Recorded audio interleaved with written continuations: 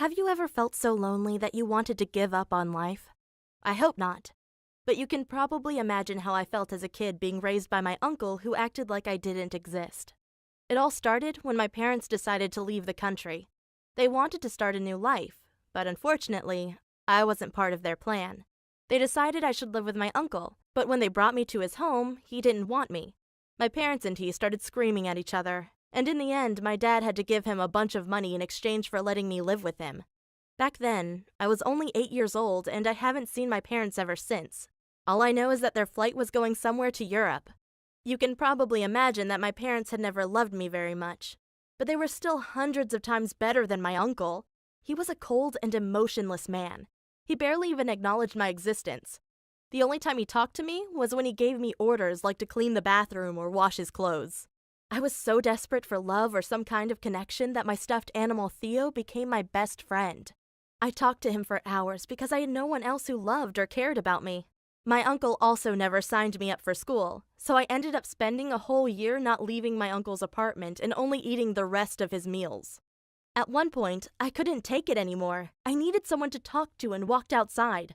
I was only 9 and hadn't felt the sunlight on my skin in more than 12 months.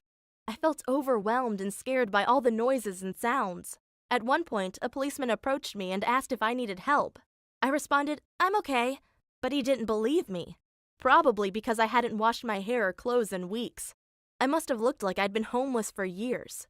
He asked me where my parents were, and that's when things got really messy. The authorities found out I was living with my uncle and that he hadn't taken appropriate care of me. That's why the policeman that had found me brought me into an orphanage. Before he left, he promised me that soon someone would come and adopt me, and then I would have real parents who would love and take care of me.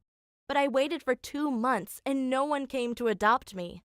Meanwhile, the other kids inside the orphanage called me the dirty or the weird girl. So again, I ended up feeling lonely, spending most of my time with my teddy bear, Theo. But then, after 3 months, the same policeman that had saved me from my uncle's home came back into the orphanage to look for me. He wanted to know if I had found a new family, and he wasn't alone. He had brought his wife with him. It felt so good to see him again, even though I was too shy to talk to him, but I could feel that he cared about me.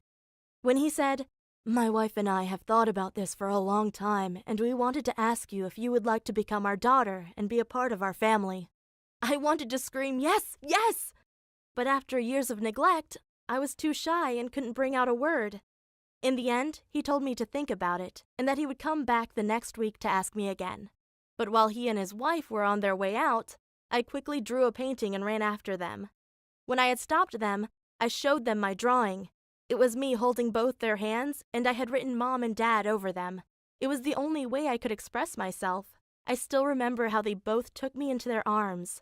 It felt so warm and so good to be touched by another human being. It felt like years of pain were being healed inside my body. Afterward, my new parents went back into the orphanage to sign the papers to adopt me, and by the next day, I was living with them in their home.